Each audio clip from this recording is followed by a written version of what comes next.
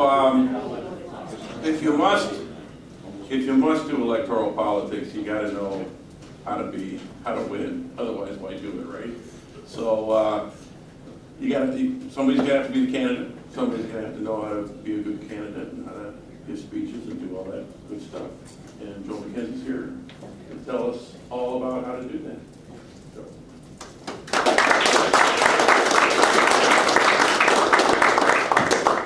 Thank you, Nick. Just want to say it's a pleasure to be in front of you folks today. I am the president of Ripple Connects. And Ripple Connects is a company that I incorporated about 6 months ago based upon 20 plus years of building my network up in my sales career. For 14 years, I had a quota over my head in St. Louis Park in Golden Valley, in the copier industry. And I learned that just going door to door is like banging your head against the wall, time and time again. But as soon as I realized making connections and doing things right to build those connections, referrals rolled up, credibility was gained, and I was very successful. For 14 years with one company, I had a quota, monthly quota that I exceeded quite often. And I raised the family on one income in sales. But I learned some things along the way that made me very successful, in the sense that I grew up in Roseville, and I didn't even know how to get to St. Louis Park or Golden Valley. I didn't know who lived out there. It was a whole new world. Go to 394. If you take 394, if you get to 169, stop. And I did. Well, flash forward a few years later, here I am, in the St. Louis Park Rotary Club, having lunch with the titans in industry out there and the different organizations and building connections over lunch and using outreach and being a leader. And moved up the ranks in that Rotary Club, came pretty close to being a president of the Rotary Club. But think about it. I didn't know where St. Louis Park was. So I'm a salesperson that knows how to build connections. Flash forward about 6 years ago, I was a marketing director for a small St. Paul credit union. And what I did when we moved to West 7th, the president of the credit union said, become part of the fabric of the community. I said, all right. Showed up at meetings, started building connections with the important people on West 7th. I fit in very well. Within a year, I was on the board of the West 7th Business Association, and a few years later, I was the president. Again, I didn't know much about West 7th. I didn't know who was down there. I barely know how to get there. Excuse me. But I did it through meaningful connections. And that's what Ripple Connects does. We start with getting to know somebody, and we move it outward. I help people in career transition. I help salespeople to avoid the pitfalls of going to networking events and saying the wrong things, and pinning someone in the corner and talking at them incessantly. I teach salespeople. And so when I got a chance to work with Libertarian Party here, and Scott Malik was someone I got to know over the last couple of years, I volunteered my time. I said, I want to help you guys out. And then when I incorporated, I said, I want to help you guys out as well. I'm not a politician. I'm a salesperson that builds meaningful network connections. I sent close to 100 salespeople in the Twin Cities to various territories. We can all admit that there's different neighborhoods and personalities in all parts of the Twin Cities. Golden Valley is different than Ham Lake. And downtown Minneapolis is certainly different than Cottage Grove. Right? You needed to train them. You needed to give them the tools, the confidence to assimilate into those communities. And that's what I did. And that's what I hope to do with the candidates of the Libertarian Party going forward. I'm not going to teach them how to be politicians. I'm going to teach them to comfortably and confidently go into their territories, their districts, and assimilate into that community and get to know them better, and to build meaningful connections. So their message ripples outward. So that's why I'm here today, and I do appreciate the 30 minutes that I've been given to do that. Right, let's go on to the next one. My topic is genuine networking techniques that every libertarian candidate should know. I give this exact one to salespeople. 2 weeks ago at the Professional Sales Association, I did this, and the first time ever, I did a whole PowerPoint presentation with images. So you're not going to get words today. Very few words. I took a risk, and it paid off. Since that talk, I've had 3 opportunities to speak for pay because of what I put together here with clip art. Because those images stay with you long after I'm done talking.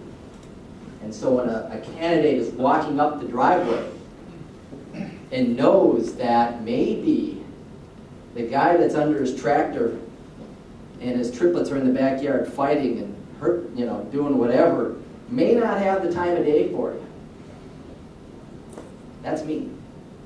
On weekends, if I'm fixing my lawnmower and my triplets are in the backyard fighting, I probably don't have the right mindset to hear from any candidate. But we're going to teach the candidates to realize that maybe if you're going to go through this neighborhood, maybe you should circle back when that guy has a few minutes or leave a card. So those are the things I'm going to talk about today. Some very meat and potatoes types of approach to build those connections. All right. I know my role here for the candidates or the potential candidates. My role is with your campaign district and my networking techniques, I'm going to bring you more success. That's my role as a coach. I'm not going to teach you everything because I'm not a politician, but I'm going to teach you how to make meaningful connections and how we grow them outwards. Okay, is that fair enough? All right. In the summer of 1971, 8 individuals in David Nolan's living room decided to form the Libertarian Party. I'm not sure if anybody is owning up on libertarian history, but that's how it started, in a living room with 8 individuals in 1971. David Nolan. I guess that's the premise there. But think how far we've rippled out since that living room. We're standing here today with excess of 100 people that are showing up for a convention almost 40 years later. We have a lot of work to do. But if they were worried about how are we going to move it out to 24 people when they started with 8, think about 100 of us today and how our network and how we built up those connections, how we can move this movement outwards. And we're going to do it in a very genuine fashion. I've seen too much of the disingenuous. I was at a Gary Johnson campaign stop at McAllister, just simply there to learn more about the candidate. And I won't say who it was, but a candidate that was running in the area came up and asked me and a friend that was standing next to me, "Hey, where do you live?" I said, "I live in the Blaine area." "Oh, okay." I asked my friend, "Where do you live?" "I live in the Minneapolis area." "Oh, that's great. You up and left." "You know why?" So I wasn't in his district. What a great opportunity for me to learn more about this individual. Short-term thinking, missed out on long-term gains. He may have built a meaningful network connection with me. It probably won't happen now. I don't want a candidate to come up to me and say, "You're in my wrong districts, you're nothing to me." And it happened, it's a true story. Now these are the images that I want to instill in some of the candidates. Very simple, but very meaningful. I use this with salespeople. There's a thief in your network, and he's stealing your time. Let's see a show of hands who gets a phone call from someone, and you, at the end of it, say, "I'll never get that half hour back." And then you see it coming through again. It's tough to build a connection when you know someone's stealing your time. They may not know it, but sometimes people in general think you're always on their clock. And if we can teach candidates to know that that guy with the triplets in the backyard that has a broken lawnmower may not have a half hour today to talk. He may have 5 minutes, and that's all the 5 minutes you need, correct? So what I try to teach my salespeople is just be observant to what's happening out there. If you catch them at a bad time, if you can see supper on the table, you have to understand you're probably giving them at a wrong time. And that also goes for networking events. There's more and more networking events that are coming on board. You're going to get invited. But if you pin someone in the corner and keep them there for a half hour, he's going to remember that. It's not always what they say to you or what you remember, it's how they make you feel. And that's what they carry away. If you made them feel like you were an integral part of this conversation and didn't take their time, and you listen to them and remember them, they'll remember that. If you do the opposite, they'll do that as well. It's very important. Right? My time, your time. You may be walking up the driveway or meeting someone or calling someone at a bad time. Those 2 clocks should stay in your head to say, that's my time. At 9 o'clock in the morning, I'm getting 3 kids on the bus. I've just made 3 breakfasts and 3 lunches. It's very hectic. But at 5 o'clock, I have plenty of time. So we all have to realize everybody's time's a little bit different. And if we can understand that when we're going out into the communities, what time, how much time they have, we're going to stand out. Who in this room has had candidates from any party walk up their driveway and just disrespect your time?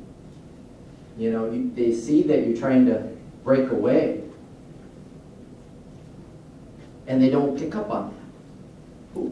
Who's had an experience like that? It's a negative experience. We can avoid that by just simply remembering those 2 clocks and that thief with the time bag. We don't steal people's time, we respect people's times. We're going to stand out within our parties here because, you know what? I didn't wake up hoping that 4 people would walk up my driveway today and talk about politics. But if someone said, Mr. McKenzie, do you have 5 minutes? I'm from the Libertarian Party. I was wondering if I could, simply have a conversation about you. That, what keeps you up at night? What's some things in the world you'd like to see different? Not telling him he's doing anything wrong or he's done anything wrong, because I've been doing things right, and I'm sure you have. But if someone came up and said, you've been thinking all wrong for all these years, you would remember that, wouldn't you? We can't do that. Right?